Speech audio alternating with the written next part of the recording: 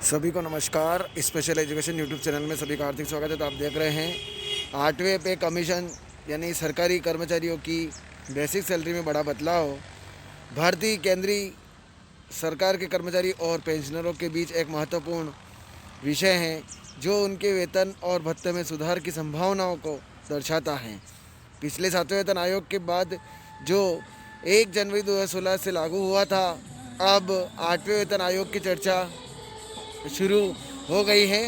इस आयोग का गठन महंगाई, आर्थिक स्थिति और कर्मचारियों की वित्तीय भलाई को ध्यान में रखते हुए किया जाएगा। इस आयोग की स्थापना का मुख्य उद्देश्य सरकारी कर्मचारियों के वेतन को उनके जीवन स्तर के अनुसार समायोजित करना है। लगभग 1 करोड़ केंद्रीय सरकारी कर्मचारी और पेंशनर इस बदलाव का इंतजार कर रहे हैं जिससे उनकी आर्थिक स्थिति में सुधार हो सके।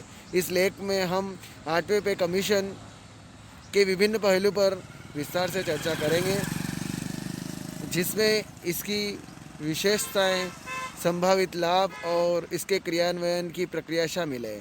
8वें पे कमीशन की विशेषताएं, आवश्यकता है महंगाई और जीवन स्तर में वृद्धि के कारण वेतन में सुधार की आवश्यकता। लाभ, सरकारी कर्मचारियों को बेहतर वेतन और पेंशन का लाभ। संरचना, नए वेतन ढांचे का निर्माण जो कर्मचारियों की आवश्यकताओं को पूरा करें। 8वें पे कमीशन का सारांश है विशेषता विवरण में कि आयोग की स्थापना का वर्ष 2024 अनुमानित है। कार्यान्वयन की तिथि 2026 अनुमानित है। लाभार्थी, केंद्रीय सरकारी कर्मचारी और पेंशनर। मुख्य उद्देश्य वेतन और भत्तों में सुधार। वित्तीय वर्गीकरण, वित्त मंत्रालय द्वारा संचालित। न्यूनतम वेतन 41,000 प्रति माह, अधिकतम वेतन अनुमानित 2,50,000। 8वें पे कमीशन का महत्व तो नंबर 1 है किन कारणों से होता है, तो महंगाई से निपटना। यह आयोग महंगाई के प्रभाव को कम करने के लिए वेतन में वृद्धि करेगा। कर्मचारियों की भलाई, इससे सरकारी कर्मचारियों के जीवन स्तर में सुधार होगा। प्रतिस्पर्धात्मक बढ़ाना, यह सुनिश्चित करेगा कि सरकारी कर्मचारी सरकारी वेतन निजी क्षेत्र के मुकाबले प्रतिस्पर्धी बने रहे। 8वें पे कमीशन की अपेक्षित समय सीमा, आयोग की स्थापना जनवरी 2024 के आसपास, कार्यक्रम की शुरुआत जनवरी 2026 से लागू होने की संभावना। 8वें पे कमीशन के लाभ, 8वें कमीशन से संभावित लाभ निम्नलिखित हैं। वेतन वृद्धि, न्यूनतम वेतन 18,000 से बढ़कर 41,000 तक पहुंच सकता है। पेंशन लाभ, पेंशन में भी सुधार होगा जिससे पेंशनरों को बेहतर आर्थिक सहायता मिलेगी। भत्तों में वृद्धि, विभिन्न भत्तों जैसे कि महंगाई भत्ता और यात्रा भत्ता में वृद्धि की उम्मीद।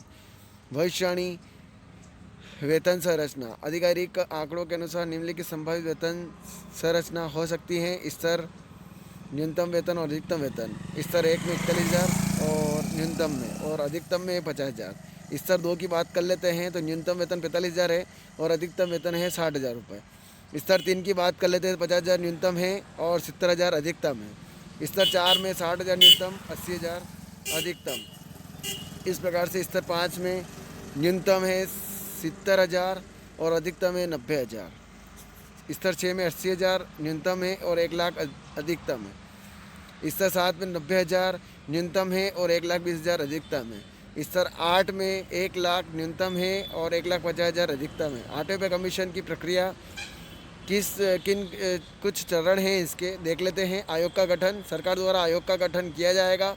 सर्वेक्षण और अध्ययन, आयोग विभिन्न कारकों का अध्ययन करेगा जैसे कि महंगाई दर और कर्मचारियों की आवश्यकताएं। सिफारिशें तैयार करना, आयोग सिफारिशें तैयार करेगा जो सरकार को प्रस्तुत की जाएगी। सरकार द्वारा अनुमोदन, सिफारिशों को सरकार द्वारा अनुमोदित किया जाएगा। कार्यक्रम का कार्यान्वयन, अंतिम चरण में कार्यक्रम को लागू किया जाएगा। फिटमेंट फैक्टर क्या है? फिटमेंट फैक्टर एक गुणांक है जिसका उपयोग कर्मचारियों के वेतन को निर्धारित करने के लिए किया जाता है। पिछले आयोगों में फिटमेंट फैक्टर अलग अलग रहा है। आर्थिक प्रभाव, 8वें पे कमीशन का आर्थिक प्रभाव भी महत्वपूर्ण होगा। इससे न केवल सरकारी कर्मचारियों को लाभ होगा बल्कि यह भारतीय अर्थव्यवस्था पर भी सकारात्मक प्रभाव डालेगा। संभावित आर्थिक लाभ, बढ़ती खपत, कर्मचारियों के पास अधिक पैसा होंगे जिससे खपत बढ़ेगी। बाजार में सुधार, बढ़ती खपत से बाजार में सुधार होगा और अर्थव्यवस्था को गति मिलेगी। निष्कर्ष, 8वें पे कमीशन एक महत्वपूर्ण कदम है जो केंद्रीय सरकारी कर्मचारियों और पेंशनरों के लिए बहुत सारे लाभ लाएगा। हालांकि अभी इसकी आधिकारिक घोषणा नहीं हुई है, लेकिन इसके संभावित प्रभाव पर चर्चा जारी है। तो ये खबर थी, ज़्यादा से ज़्यादा शेयर करें, लाइक करें, कमेंट करें आपको खबर कैसी लगी और आप मेरे चैनल पर नए हैं चैनल सब्सक्राइब जरूर करें। जय हिंद, जय भारत।